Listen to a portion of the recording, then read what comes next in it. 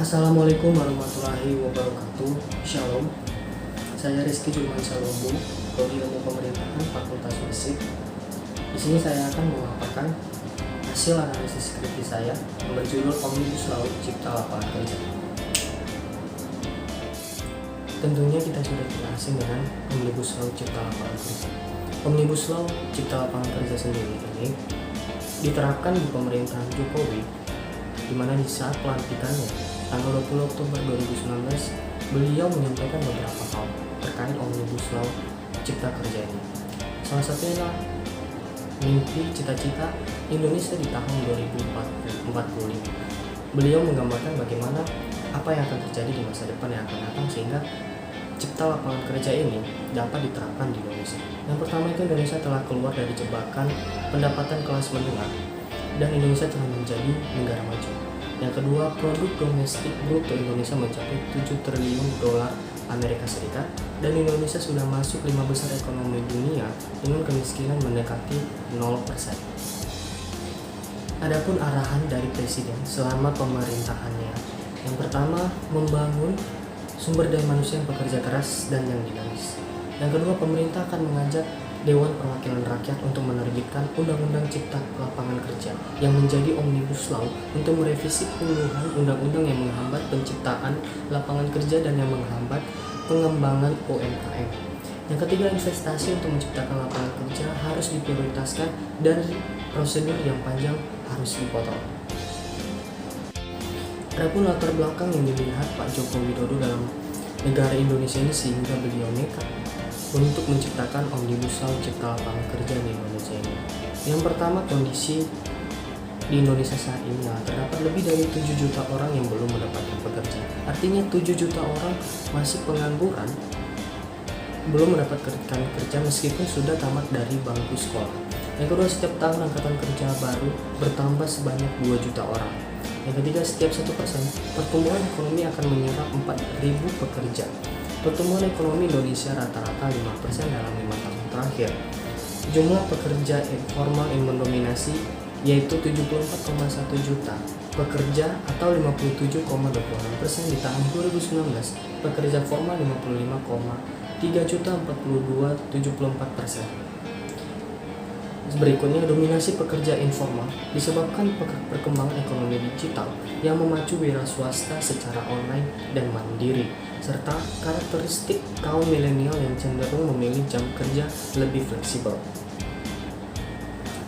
Berikutnya, investasi untuk penciptaan lapangan kerja. Pemerintah harus memacu pertumbuhan ekonomi sebanyak 6% atau lebih per tahunnya untuk membuka lapangan kerja baru guna menampung 2 juta pekerja baru dan 7 juta pengangguran yang ada. Selanjutnya, pertumbuhan ekonomi memerlukan investasi baru sebesar 4.800 triliun. Setiap 1% pertumbuhan ekonomi memerlukan 800 triliun. Perluasan lapangan kerja dan perlindungan pekerja. Pemerintah menjaga keseimbangan kebutuhan perluasan lapangan kerja yang memerlukan investasi dan lain-lain dan upaya perlindungan kerja. Yang kedua, untuk menciptakan lapangan kerja baru dan peningkatan perlindungan bagi pekerja diperlukan reformasi regulasi secara menyeluruh termasuk sektor ketenaga kerjaan. Tantangan dan peluang dalam Omnibus Law ini salah satunya yang ketegangan geopolitik di dunia. Ketegangan geopolitik dunia berpotensi menimbulkan dampak negatif terhadap perekonomian di tahun 2020. Yang pertama, demonstrasi di Hong Kong. Demo hingga akhir tahun 2019 berpotensi berlanjut di tahun 2020. Kedua, demo bermula dari penolakan RUU ekstradisi sehingga tuntunan reformasi total dan penegakan demokrasi. Cina memberikan sinyal intervensi demonstrasi Hong Kong. Yang kedua, ketegangan politik Jepang-Korea Selatan. Jepang membatasi ekspor 3 bahan kimia pembuatan semikonduktor ke Korea Selatan.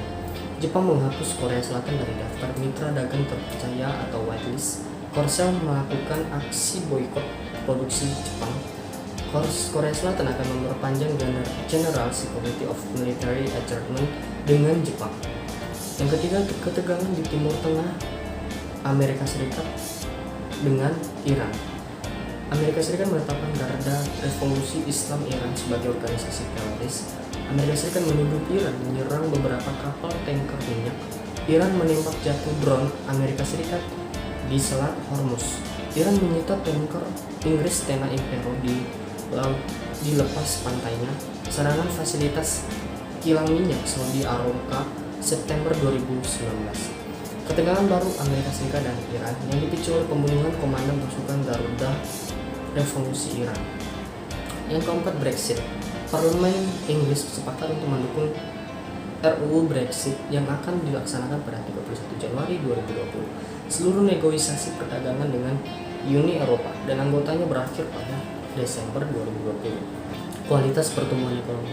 Di tengah ketidakpastian global, pertumbuhan ekonomi Indonesia masih mampu tumbuh di kisaran 5% dengan kualitas yang semakin banyak sebagaimana tercermin dari inflasi yang rendah dan stabil serta menurunnya tingkat kemiskinan, tingkat pengangguran, dan rasio Gini. Seperti yang tertera di sini, tingkat kemiskinan turun dari 2015 di 11,25 menjadi di 2019 9,41 di tingkat kemiskinannya. Sementara tingkat penganggurannya sendiri di Agustus 2019 sebanyak 5,28. Pertumbuhan ekonominya dari 2013 hingga 2019 menurun sehingga di 2019 terdapat 5,2. Dalam konsep Omnibus Law ini, secara historis, praktik penerapan Omnibus Law telah banyak diterapkan di berbagai negara common law sistem dengan tujuan untuk memperbaiki regulasi di negaranya masing-masing dalam rangka meningkatkan iklim dan daya saing investasi. Yang tadinya beberapa undang-undang dipangkas, disederhanakan, diselaraskan menjadi Omnibus Law. Omnibus Law sebagai strategi reformasi regulasi agar penataan dilakukan secara sekaligus terhadap banyak peraturan perundang-undangan. Banyaknya peraturan perundang-undangan yang saling disharmoni menjadi masalah regulasi. Adapun manfaat penerapan Omnibus Law, yang pertama menghilangkan tumpang tindih antar PUU, efisiensi proses perubahan pencabutan PUU, menghilangkan ego sektoral. Dalam penerapan umumnya sendiri, secara umum Omnibus Law belum populer di Indonesia, namun terdapat beberapa undang-undang yang sudah menerapkan konsep tersebut, seperti Undang-Undang Nomor 9 Tahun 2017 tentang penetapan Perpu Nomor 1 Tahun 2017 tentang akses informasi keuangan untuk kepentingan perpajakan menjadi undang-undang yang mencabut beberapa pasal dalam beberapa undang. Yang kedua, metodenya. Omnibus Law merupakan metode yang digunakan untuk mengganti atau mencabut beberapa materi hukum dalam berbagai undang-undang. Konsekuensinya sendiri, Undang-Undang Existing masih tetap berlaku, kecuali sebagian pasal materi hukum yang telah diganti dan dinyatakan tidak berlaku. Undang-Undang Existing tidak berlaku lagi apabila pasal materi hukum yang diganti atau dinyatakan tidak berlaku merupakan inti ruh dari undang-undang tersebut. Adapun beberapa klaster dalam Omnibus Law ini. Yang pertama itu penyederhanaan perizinan berusaha seperti izin lokasi dan tata ruang, izin lingkungan, penerapan rancangan biaya anggaran pada 18 sektor. Yang kedua itu persyaratan investasi, kegiatan usaha tertutup, bidang usaha terbuka, pelaksanaan investasi. Yang ketiga, ketenaga kerjaan, upah minimum outsourcing, TKA, pesangon PHK, sweetener jam kerja, kemudahan dan pelindungan UMKM, kriteria, basis data collaborative, processing kemitraan, insentif pembiayaan. Yang kelima itu kemudahan berusaha, pemigrasian paten, pendirian PT untuk UMK, hilirisasi minerba, pengusaha migas, badan usaha milik desa. Yang keenam itu dukungan riset dan inovasi, pengembangan ekspor, penugasan BUMN atau swasta. Yang ketujuh, administrasi pemerintahan, penataan kewenangan NSPK, standar, diskresi, sistem dan dokumen elektronik. Yang ke-8, pengenaan sanksi, menghapus sanksi pidana atas kesalahan administrasi, sanksi berupa administrasi atau perdata. Yang ke-9, pengadaan lahan, pengadaan tanah, manfaat kawasan hutan. Yang ke-10, investasi dan proyek pemerintah, pembentukan lembaga SWF, pemerintah menyediakan lahan dan perizinan. Yang ke-11 yang terakhir, kawasan ekonomi seperti one stop service, kelembagaan administrator, infrastruktur pendukung, fasilitas KEK untuk FTS, enclave kelembagaan. Sehingga jika ditotalkan undang-undangnya sebanyak 79 undang-undang atau 1.244.000 pasal. Dalam kesimpulannya sendiri, Omnibus Law Cipta Lapangan Kerja ini saya setuju diterapkan di negara Indonesia. Kenapa? Banyak hal positif yang bisa diterapkan sehingga para pengangguran bisa bekerja lebih baik lagi di negara Indonesia, dan para investor juga bisa membangun lahan pekerjaan sehingga para pekerja Indonesia bisa bekerja di berbagai sektor yang akan dibangun di Indonesia. Ya, mungkin dampak negatifnya bagi Indonesia sendiri akan ada pengurahan lahan di berbagai daerah atau tempat yang bisa memakan tempat untuk mendirikan sektor bangunan investor. Sekian dari saya, terima kasih.